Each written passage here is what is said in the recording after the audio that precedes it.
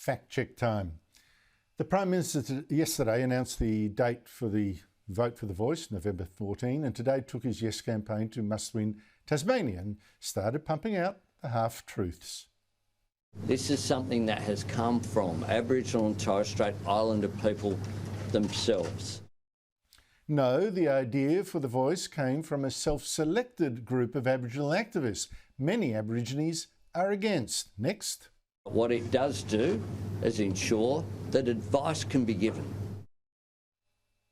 No, well, you can all give governments advice. What this Voice will have the power to do is make representations under the Constitution, with courts probably saying governments can't act until they consider them. Then came this reason for Aborigines needing the Voice. To overcome, as the Uluru Statement speaks about, the torment of powerlessness. Aborigines aren't powerless. 11 people identifying as Aboriginal are in the federal parliament. They're not powerless. Aboriginal academics, sportsmen, they're not powerless. This is a gracious request by Indigenous Australians. No, it's not a gracious request. It's a stick-up. It's a demand for more political rights. And one of the key architects for that Voice they're demanding, Noel Pearson, says it will be used to demand even more. Our aspirations nationally in terms of is to have a voice to the Parliament, and once we have a representative body, we will seek to negotiate a treaty with the Australian Parliament. Joining me is Nationals frontbencher Barnaby Joyce, the former Deputy Prime Minister. Barnaby, good to see you. How do you see the contest over the Voice going over the next 6 weeks? How could the Yes side win? Down in the polls, how could it win? Well, I acknowledge that now that the car has run down off the hill and we've got to keep the momentum going on the flat. And what I would say about the Prime Minister, that half lies are worse than full lies, because you're feigning towards half the truth, and you're using a guile and cunning to tell people half the story. And as you say, there's nothing in this referendum question that talks about advice. It talks about the capacity for referral, and the High Court will determine the power of that. And whether you like it or, no matter how you cut it or dice it, it's a racial clause. And in 2023, we're going to be determining rights premised on the colour of your skin. Now, I thought that would be anathema to Australians. We're an egalitarian people. We believe that we deal with you in the circumstances we find you in, not on the colour of your skin.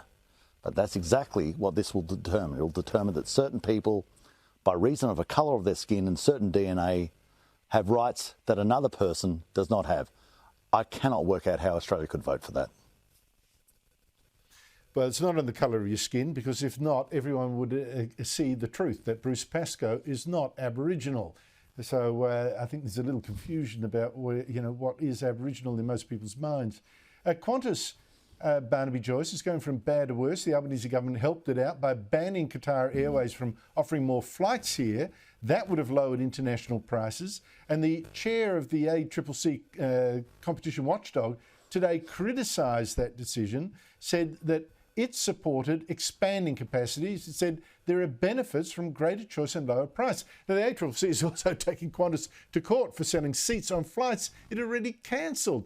To ask you, Barnaby, you know this guy, has Alan Joyce lost the plot, or has the Prime Minister?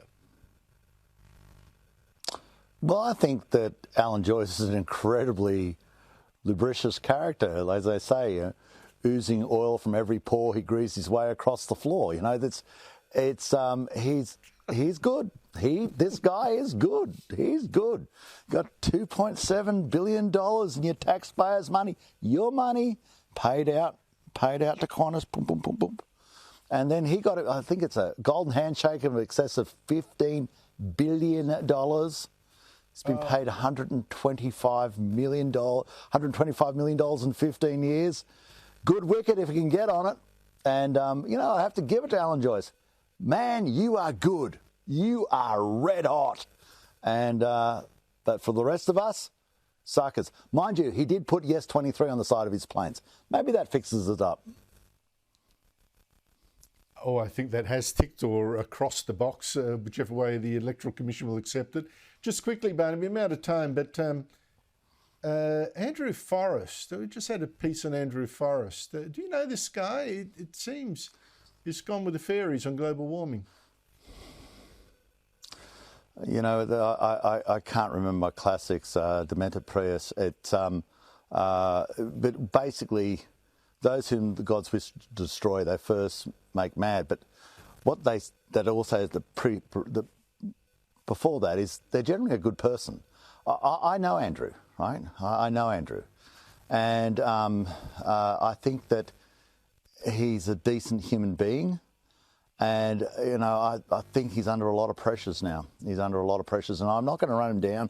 By gosh, Andrew and I will fight absolutely hammer and tong on so many things. We have so many differences of views, but underneath it all, I think that this is a decent human being. But on some of the issues now, the mythology, this crazy mythology about, you know, renewables. It is a cult, Andrew. It is a cult complex, and you're seeing cult-like statements about it. You know, right. It's so sad. No, I think you're absolutely right. I think he's got the religion pretty badly at the moment. Barnaby Joyce, thank you so much for your time.